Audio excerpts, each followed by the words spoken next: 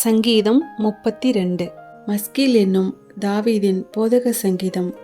எவனுடைய மீறுதல் மன்னிக்கப்பட்டதோ, எவனுடைய பாவம் மூடப்பட்டதோ அவன் பாக்கியவான். எவனுடைய அக்கிரமத்தை கர்த்தர் எண்ணாதிருக்கிறாரோ, எவனுடைய ஆவியில் கபடமில்லாதிருக்கிறதோ அவன் பாக்கியவான். நான் அடக்கி வைத்த மட்டும் நித்தம் என் கதறுதலினாலே என் எலும்புகள் உலர்ந்து போயிற்று. இரவும் பகலும் என் மேல் உம்முடைய கை பாரமாய் இருந்ததினால் என் சாரம் உஷ்ணகால வறட்சி போல வறண்டு போயிற்று.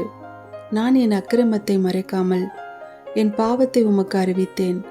என் மீறுதல்களை கர்த்தருக்கு அறிக்கையிடுவேன் என்றேன். தேவரீர் என் பாவத்தின் தோஷத்தை மன்னித்தீர். இதற்காக சகாயம் கிடைக்கும் காலத்தில் பக்தி உள்ளவன் எவனும் உம்மை நோக்கி விண்ணப்பம் செய்வான். அப்பொழுது மிகுந்த ஜலப்பிரவாகம் வந்தாலும் அது அவனை அணுகாது. நீர் எனக்கு மறைவிடமாயிருக்கிறீர். என்னை நீர் இக்கட்டுக்கு விலக்கி காத்து இரட்சணிய பாடல்கள் என்னை சூழ்ந்து கொள்ளும்படி செய்வீர். நான் உனக்கு போதித்து நீ நடக்க வேண்டிய வழியை உனக்கு காட்டுவேன். உன்மேல் என் கண்ணை வைத்து உனக்கு ஆலோசனை சொல்லுவேன்.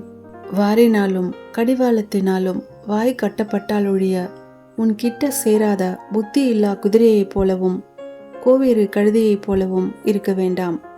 துன்மார்க்கனுக்கு அநேக வேதனைகள் உண்டு. கர்த்தரை நம்பியிருக்கிறவனையோ கிருபை சூழ்ந்து கொள்ளும்.